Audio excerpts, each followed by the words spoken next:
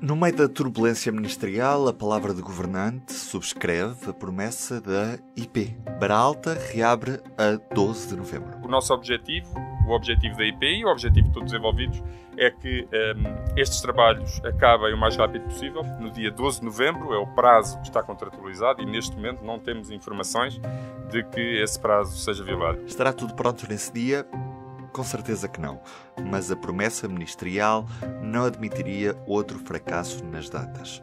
Está difícil fazer obra e a atenção mediática está toda nos aviões, por isso é normal que Galamba ainda esteja a palpar terreno no que à ferrovia diz respeito. E agora andamos para ali, é? Ou não vamos ali? Onde é que... Não sei, onde é que é suposto ir? Já as promessas de paz social morreram com as ameaças dos revisores.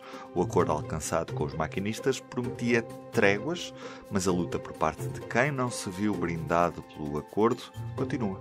Para já, está previsto um novo comboio de greves. Primeira paragem, 24 horas a 31 de maio e de 5 de junho a 5 de julho, a partir da 7ª hora de serviço. Está o setor preparado para um mês de passageiros descontentes e com uma péssima imagem pública da ferrovia? Viva! Está a ouvir o Sobrecarris. Eu sou o Ruben Martins e comigo, como sempre, Carlos Cipriano e Diogo Ferreira Nunes. Olá, olá. Começamos com uma visita às obras da Beralta, obras essas que já deviam estar concluídas há vários meses, mas que, entretanto, sabemos como é que estão as coisas no terreno. As obras parecem bastante atrasadas, mas em visita à obra, tanto o Secretário de Estado das Infraestruturas como o próprio Ministro, João Galamba, vieram, no fundo, segurar o compromisso que já existia por parte da IP. Portanto, no fundo, o Ministro comprometeu-se com este compromisso que a IP já tem em relação ao prazo de reabertura da linha da Beralta, que é precisamente o mês de novembro deste ano. Carlos Cipriano, continuamos com essa data de pé ou acreditas que é pouco provável que as obras estejam prontas para reabrir a linha nesta data, mesmo que já saibamos que as obras vão continuar depois de novembro de 2023? Bom, eu, pelo que me foi dado ver nas fotografias, porque eu não pude participar nessa visita, eu vi apenas umas trincheiras abertas, não vi balastro, não vi carril, não vi postes, não vi catenária, muito menos sinalização, e portanto vejo aquilo muitíssimo atrasado. Nós estamos em maio, tenho sérias dúvidas de que em novembro aquilo esteja terminado. Mas, enfim, tivemos um Ministro da República a comprometer-se que estará em 12 de novembro e, portanto, eu confio que o Sr. Ministro fará tudo para que a empresa por si tutelada cumpra com esse compromisso. Só tenho a lamentar é que estas visitas sejam comunicadas com 24 horas de antecedência. Daí a razão de eu não ter podido ir, porque eu gostaria muito. E nós, penso todos, os três, teríamos gostado muito de ter visitado as obras. Sem dúvida. E eventualmente até teríamos gravado lá um Sobrecarris ao vivo nessa visita. Só que o Ministério agora tem a prática de mandar os convites com 24 horas de antecedência, que é uma coisa um bocado típica dos países onde há grande tendência securitária em relação aos ministros ou coisa do género, ou então são coisas que são improvisadas, e depois também é no local. Eu lembro-me de um tempo em que empresas como a Refer, como a CP, quando faziam visitas organizadas às linhas, às obras, programavam tudo a partir de Lisboa e do Porto, levavam os jornalistas de comboio, programavam a visita durante o dia, avisavam com antecedência porque efetivamente tinham interesse em que houvesse uma cobertura desses episódios, desses atos. Neste caso não, basicamente o que aparece ali é a imprensa regional e as televisões, que curiosamente, saídos o tiro pela culatra, acabaram por dar mais importância a questões de atualidade política, nomeadamente a TAP, do que propriamente à Beira Alta. Também seria do interesse, por uma questão até democrática e de escrutínio, perceber o que está a ser feito e até as próprias populações perceberem que ok, a linha está fechada já há um ano, não é? Desde o final de abril do ano passado, as obras estão a acontecer, ok, então e depois das obras, a linha vai ficar assim tão melhor, depois de gastarem 550 milhões de euros, ou vai ficar praticamente tudo na mesma? Até por esse motivo, seria pertinente haver uma visita com muito mais preparação, até para se poder dar muito mais informação às pessoas. Qual é que é o problema depois deste tipo de visitas estão feitas em cima da hora?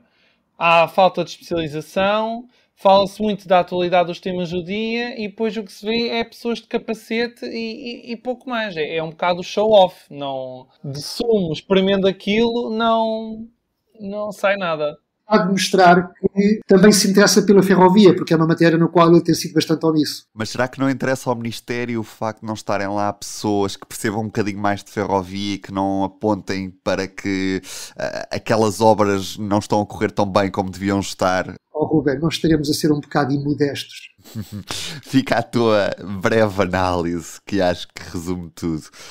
Esperemos que o dia 12 de novembro de 2023 seja dia de reabertura da linha da Beira Alta, embora claramente se perceba que vai reabrir, mas muita coisa à volta da linha vai ficar por fazer. Portanto, vamos ver quão limitada será esta reabertura, até porque ainda vão decorrer trabalhos aos fins de semana durante alguns meses a seguir, pelo menos. Vamos reabrir em novembro, se assim for, a linha da Beira Alta, para ter as mesmas velocidades dos anos 90, quando ela foi modernizada pela primeira vez.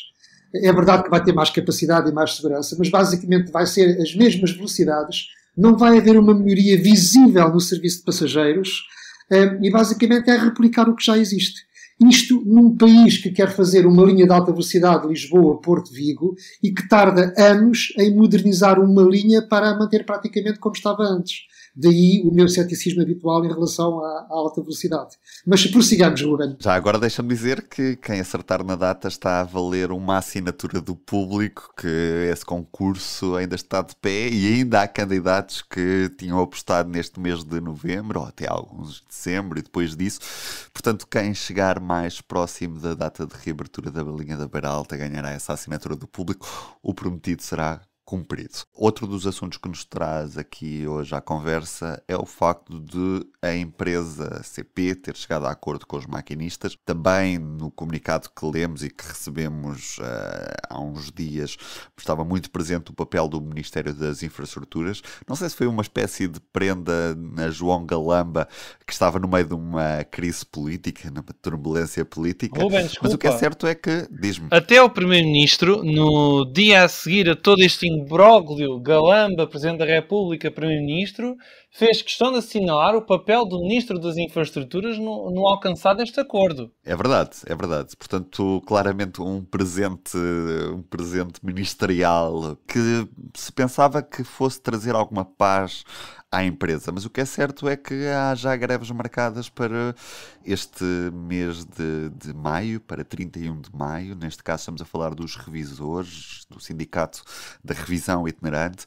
E Diogo, a paz social da empresa, afinal, ainda está bastante longe e as consequências são muitas. Eu vejo, por exemplo, no que toca aos comboios especiais feitos pela CP, no que toca aos Coldplay, os comentários das publicações no Instagram sobre esses mesmos comboios especiais, anda tudo à volta do será que podemos confiar? Depois de terem deixado não sei quantos passageiros que foram ao concerto dos Deserto em Terra. Portanto, será que podemos confiar que a paz social é possível na CP, Diogo? O problema é esse, é que já estamos naquela fase em que o simples anúncio de uma greve, mesmo que ela depois venha a ser desconvocada, provoca logo o alarme nas pessoas. As pessoas já pensam, já duvidam do comboio. O que é que acontece? As pessoas depois vão para outras opções. Ou vão para os autocarros expresso, ou então vão mesmo para o carro individual, pois andam às boleias e afins. E depois podíamos fazer uma aposta num transporte muito mais sustentável, mas não. Esse exemplo que deste os Coldplay, e já vou ao assunto dos revisores, é claro. A organização do concerto, não é? Fez questão de dizer às pessoas, cheguem muito cedo a Coimbra, porque estão previstas grandes filas para a hora do concerto, para as horas antes, porque o concerto em si começa um quarto para as 7 e só acaba à meia-noite. Ora, Coimbra ainda tem comboio no centro da cidade, pelo menos até ao final deste ano, e não fica assim tão longe do estádio de Coimbra. Mas quando se fala nos transportes que dão para ir a esse concerto, do que é que se fala? Dos autocarros, dos serviços de transportes de Coimbra, e depois o comboio é praticamente esquecido. Há os comboios especiais, mas são praticamente esquecidos. E o que é que isto tem a ver com a greve dos revisores? Ora, quando as pessoas esta semana souberam que os revisores convocaram uma greve para o final deste mês e que em princípio vai haver mais greves em junho, as pessoas têm feriados em junho daí para a frente, não é? e já começam a pensar, como é que eu vou de férias? Será que eu posso confiar no comboio? Lá está. E depois, quem é que fica a ganhar, normalmente, não é o comboio de certeza. E porquê é que isto acontece? Porque a CP chegou a um acordo, CP/Ministério das Infraestruturas, chegou a um acordo com os maquinistas, mas as restantes classes da CP, neste momento, parecem esquecidas. Porque há esta questão dos revisores, mas a CP tem muito mais classes. Tem os trabalhadores das oficinas, tem os manobradores, tem muitas outras entidades. Será que estas classes também vão ser contempladas com os benefícios desse acordo? Porque para já, aparentemente, não. E vamos ver em que é que isso depois vai afetar a CP. Porque os revisores fazem greve no dia, mas depois os manobradores podem fazer greve no outro. E outras classes profissionais vão fazendo outros dias de greve. E tudo acumula-se. Carlos, o que é que explica que a CP tenha chegado a acordo com os maquinistas e não haja o mesmo tratamento para outras classes profissionais? Provavelmente porque são os maquinistas que fazem andar os comboios. E sem maquinistas... Os revisores também, somos por aí. Sim, começando por aí, Diogo. Depois dos maquinistas temos os revisores, porque sem segundo agente não há comboio a funcionar. Obviamente que se o pessoal das oficinas e também fizer greve, acabam depois também por não haver comboios disponíveis, mas a cadeia é mais ou menos esta. Agora, vamos lá ver, eu acho que a greve é um direito dos trabalhadores, eu respeito a posição dos sindicatos, os sindicatos são corporativos, são assim mesmo, são por definição e fazem o seu papel ao defender os seus associados. Eu só não percebo é porque é que se chegou a um acordo com o SEMAC praticamente um mês e tal depois de greves. Ou seja, depois de tanto prejuízo causado, acabaram por chegar a acordo para finalmente haver paz social. Então eu pergunto, se era uma questão salarial, se eram as finanças que não permitiam que houvesse esse aumento, por que é que não se antecipou essa negociação e não se resolveu logo o problema pela raiz? Eu pergunto, a quem é que interessa que estas situações se arrastem para que a CP continue com esta má fama de mau serviço ou de serviço ineficiente por causa das greves? Depois... obviamente que as pessoas têm direito aos seus aumentos salariais. Nós sabemos que vivemos uma época de inflação. A CP tem dificuldade em reter alguns trabalhadores, nomeadamente, por exemplo, nas oficinas.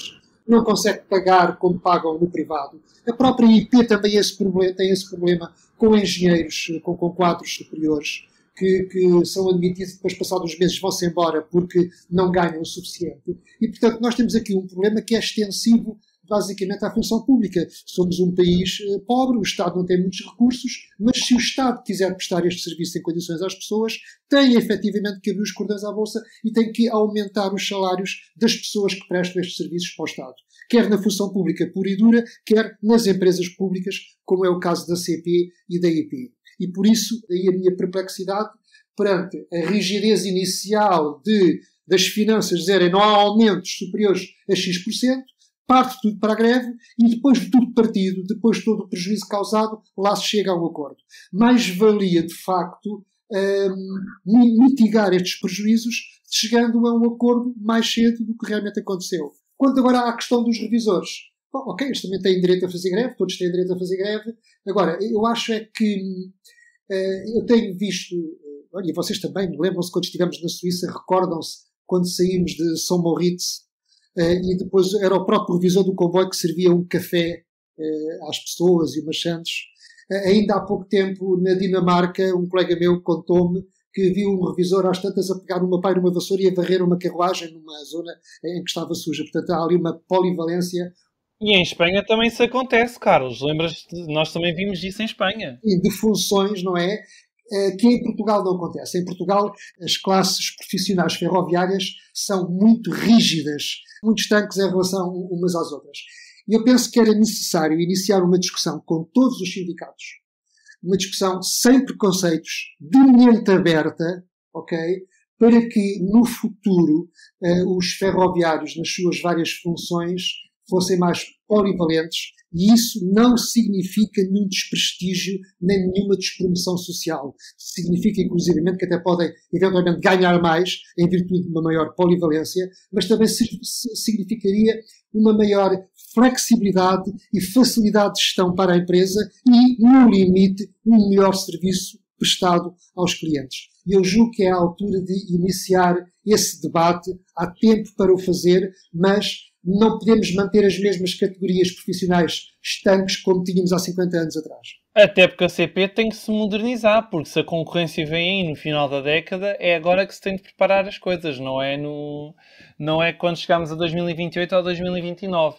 E certamente que esta história do perdão da dívida à empresa, e se isso acontecer com essa autonomização, vai certamente ser uma alavanca para promover esse tal debate que é muito necessário, porque mesmo nós, enquanto jornalistas, aquilo que nós fazíamos há 40 ou 30 anos já não é hoje em dia. Nós, por exemplo, escrevemos, estamos aqui a gravar este podcast, se for preciso aparecemos em TikToks, são coisas que há esta diversidade. Agora, não esquecer de respeitar a jornada de trabalho, naturalmente, não é? Por exemplo, há muitos países e há empresas ferroviárias onde os revisores e os maquinistas são a mesma profissão, ou seja, o mesmo profissional num dia está escalado para conduzir o comboio, no outro está escalado para fazer serviço de operação comercial e de acompanhamento e, portanto, essa flexibilidade é necessária e não me parece que com alguns dirigentes sindicais atuais haja uma grande facilidade em iniciar-se esse debate, mas que é necessário. Depois, temos também novidades no que toca à portagem ferroviária de Sines, que estava a ser cobrada aos operadores de mercadorias que usavam este terminal, o mais importante do país, e que depois de alguma contestação por parte desses mesmos operadores, que acusavam o Porto de Sines de estar a favorecer o meio rodoviário em detrimento da ferrovia, pelos vistos, a AMT acordou e não vai haver, para já, portagem ferroviária em Sines, não é, Carlos? Para já não, mandou suspender. A AMT demorou 5 meses a tomar a decisão e para já deliberou que não foi cabalmente demonstrada a conformidade técnica e legal daquele valor dos 158 euros, porque entende que esse valor não é proporcional ao serviço prestado por se afigurar não existir uma relação direta entre a utilização e os custos associados. E, portanto, delibera que a autoridade portuária de Sines proponha um outro valor mais em conformidade. Mas eu gostava de sublinhar aqui uma frase do documento da AMT, do regulador, que me parece muito importante. É quando dizem que isto trata-se de uma situação indesejável para o setor ferroviário e contraditória com os objetivos de descarbonização e sustentabilidade ambiental e de incentivo à transferência modal. Chapeau para a AMT, que está preocupada com a transferência modal e que entende que o modo ferroviário é importante nos objetivos da descarbonização e da sustentabilidade ambiental. E, portanto, eu acho que esta decisão foi correta. Não sei como é que o Porto de Sines agora vai calcular aquilo que possa ser uma taxa justa, porque a AMT não está contra a taxa, admite que sim, que possa haver uma taxa, e entende que esta é demasiado cara. E lança ainda um aviso. Diz também que se vai haver obras no Porto de Sines para melhorar o acesso dos caminhões e se vai haver uma taxa também para os caminhões, o regulador avisa que a administração do Porto de Sines também tem que pedir ao regulador autorização para isso e propor antecipadamente um determinado valor. Portanto, espero que estas coisas sejam tidas em consideração por parte do regulador para que haja uma justiça entre a portagem ferroviária e a portagem rodoviária no acesso à estrutura portuária. Diogo, mais vale tarde do que nunca, não é? Mais vale tarde do que nunca. Saúda-se a existência da Autoridade da Mobilidade e dos Transportes. Existe, está aqui para atuar, o que no passado não foi assim tão evidente.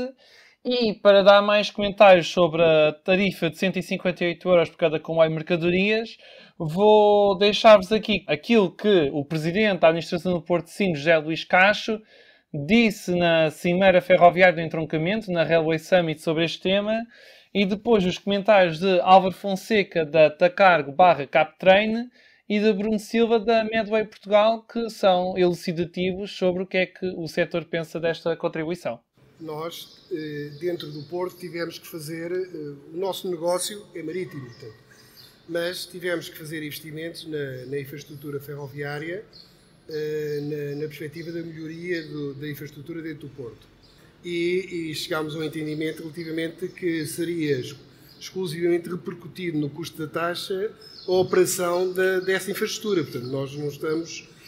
estamos simplesmente a cobrar a operação e a manutenção da infraestrutura. Portanto, e é a taxa que resultou de todos os custos que nós tivemos que fazer com contratualização de serviços de manutenção, de operação da infraestrutura, de gestão da infraestrutura, portanto, contribuição de pessoas e empresas que assegurassem essa função da infraestrutura. Primeiro, eu acho que qualquer autoridade portuária, tendo os custos de operação, tem toda a legitimidade de encontrar receitas para suportar estes custos. Tem que ser autossuficiente, isso é perfeitamente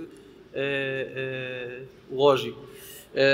Eu penso que o tema, do nosso ponto de vista, é muitas vezes a forma como nós estamos a abordar. Eu acho que estamos aqui a olhar para um caso particular, mas eu acho que a questão é mais alargada. E o relatório do Tribunal de Contas Europeu traduz isso mesmo.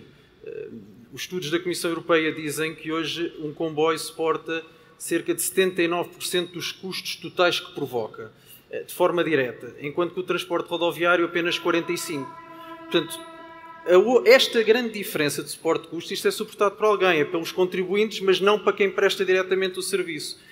Na forma como nós vamos buscar as receitas para suportar os custos do sistema, elas vão influenciar naturalmente, isso não tínhamos dúvidas, a seleção de qual o modo de transporte que vai ser utilizado. Porque, na maioria das situações, o comboio e o caminhão são alternativas um do outro.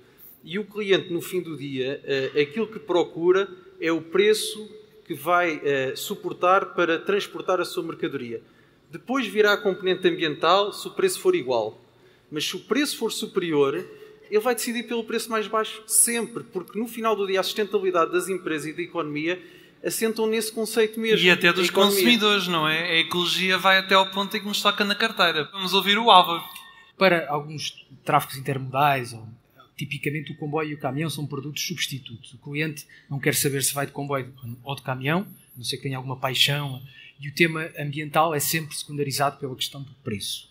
Portanto, quando nos focamos em preço e olhamos depois para alguma divergência de incentivos e de política pública no que é o tratamento de um modo versus o outro, claro que acabamos por constatar aquilo que temos hoje, que é um insucesso tremendo do que é o meio ferroviário e os meios intermodais do transporte de mercadoria vis-à-vis o que é o transporte puro rodoviário, que é muito mais flexível e que tem uma estrutura de custos muito mais, eu diria, simplificada. Ora, este exemplo, eu acho que, mais uma vez, a legitimidade de se cobrar a taxa é toda, não ponho isso em causa.